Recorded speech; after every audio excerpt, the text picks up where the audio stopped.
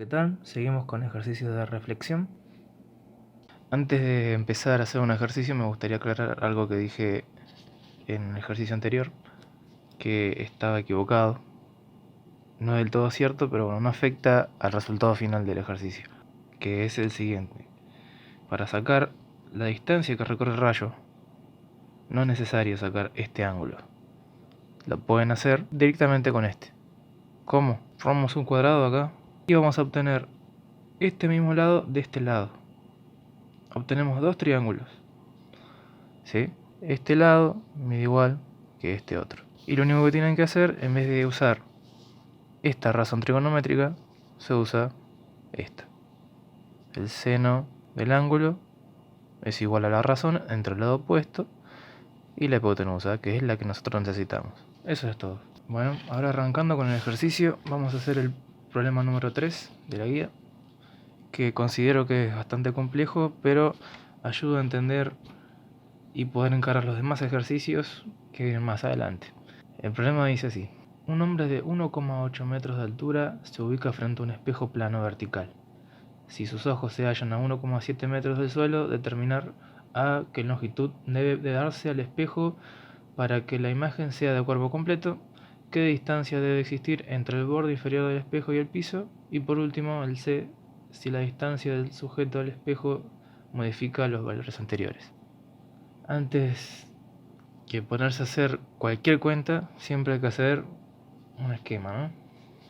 Entonces, estamos hablando de un sujeto de 1,8 metros de altura frente a un espejo. Así que primero vamos haciendo el sujeto.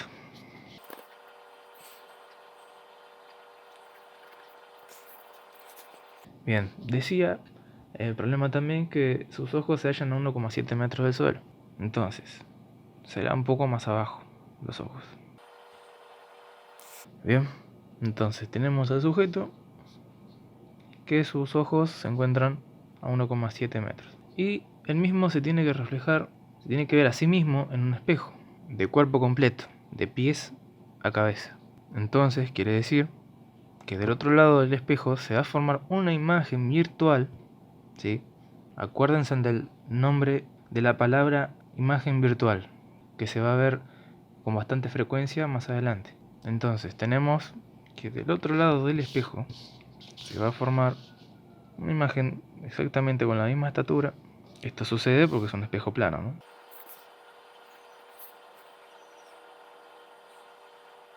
Bien, bueno, entonces el sujeto tiene que verse de pies a cabeza, por lo que el rayo que proviene de su cabeza tiene que llegar al ojo. ¿Está bien? Y se podría trazar otro más del ojo a los pies.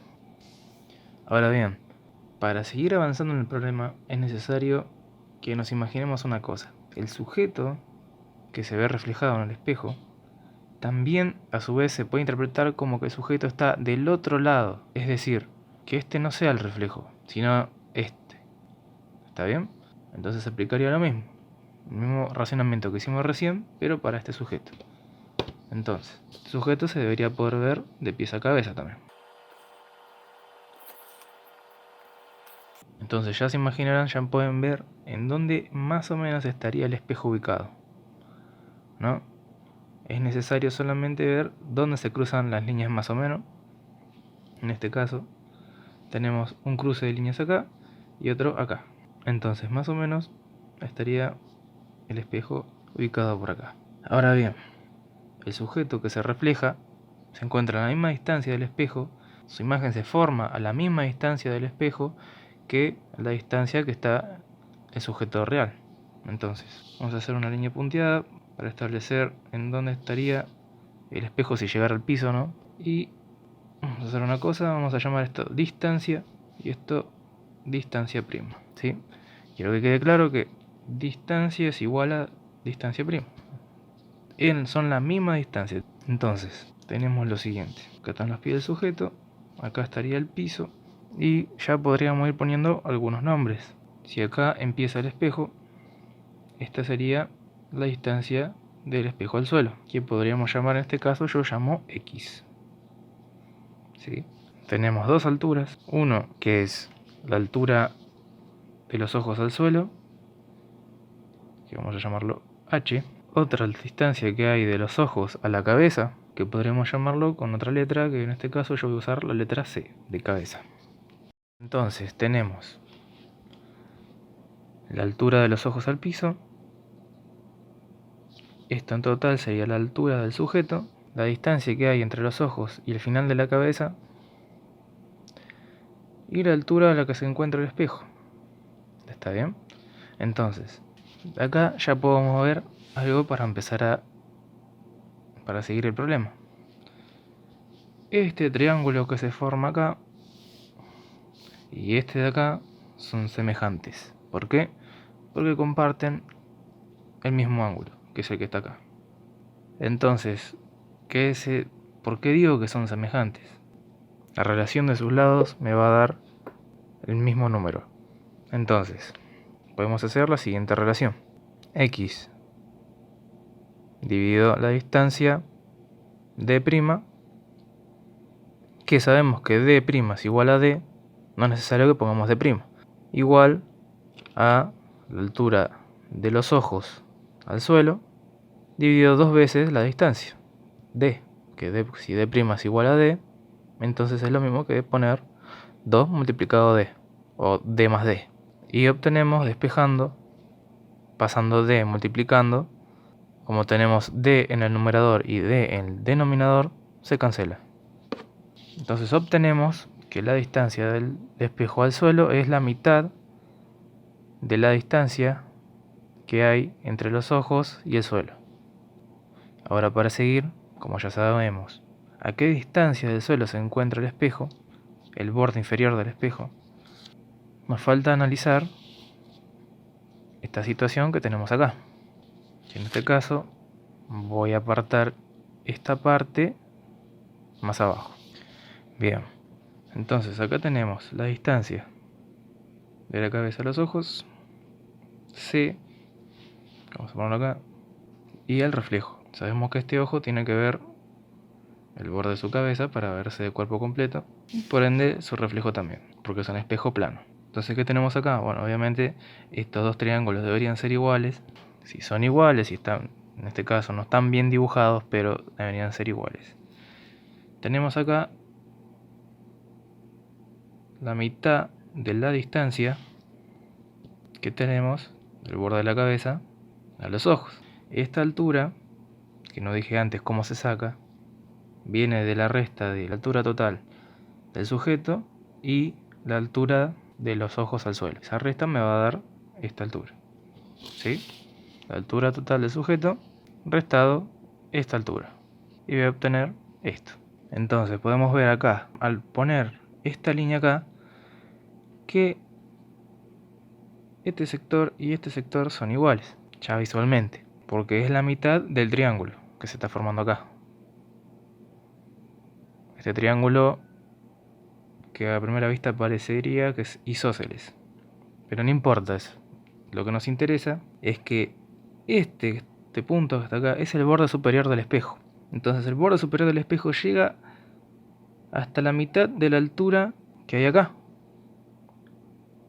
Entonces, si sabemos esta altura, sabemos a qué distancia más allá de los ojos llega el espejo. Entonces lo único que nos restaría es poner esto escrito de una manera mejor.